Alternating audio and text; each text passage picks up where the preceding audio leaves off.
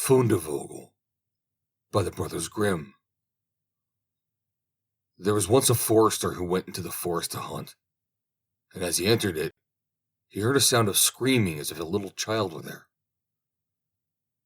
He followed this sound, and at last came to a high tree, and at the top of this, a little child was sitting, for the mother had fallen asleep under the tree with the child, and a bird of prey had seen it in her arms, had flown down, snatched it away, and set it on the high tree. The forester climbed up, brought the child down, and thought to himself, "Thou wilt take him home with thee, and bring him up with thy Lena."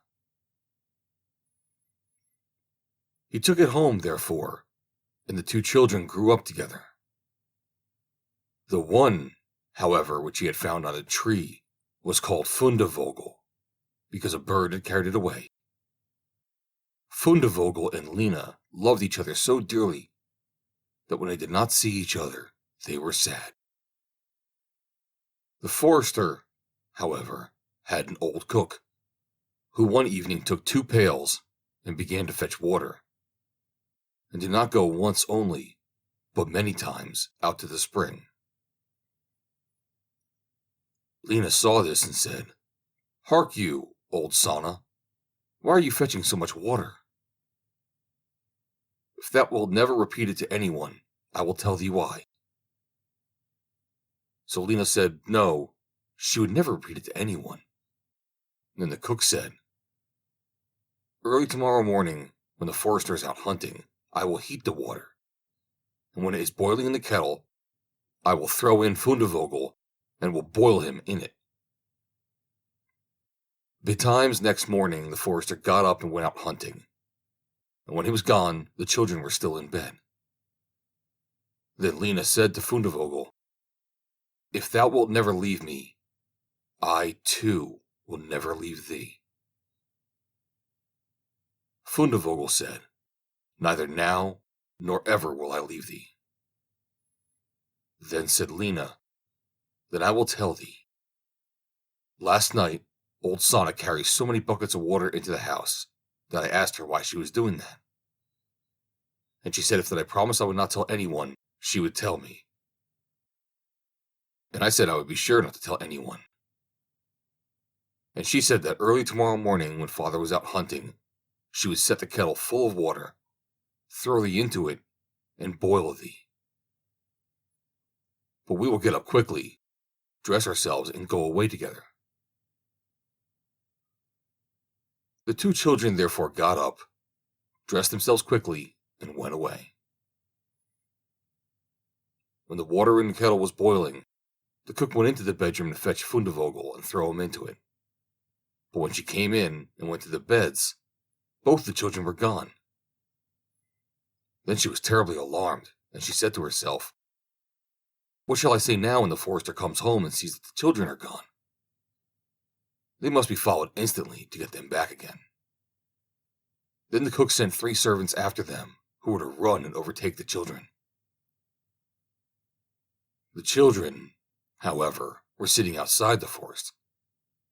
When they saw from afar the 3 servants running, Lena said to Fundevogel, "Never leave me, and I will never leave thee." Fundevogel said, "Neither now nor ever."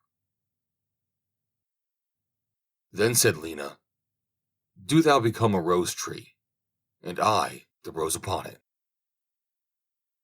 When the 3 servants came to the forest, nothing was there but a rose tree and 1 rose on it.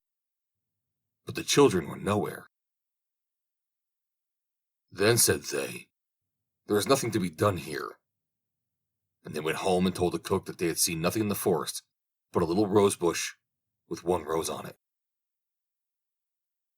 Then the old cook scolded and said, "You simpletons, you should have cut the rose bush in 2 and have broken off the rose and brought it home with you. Go, and do it once." They had therefore to go out and look for the second time. The children, however, saw them coming from a distance. Then Lena said, "Fundevogel, never leave me, and I will never leave thee. Fundevogel said, Neither now nor ever. Said Lena, Then do thou become a church, and I'll be the chandelier in it.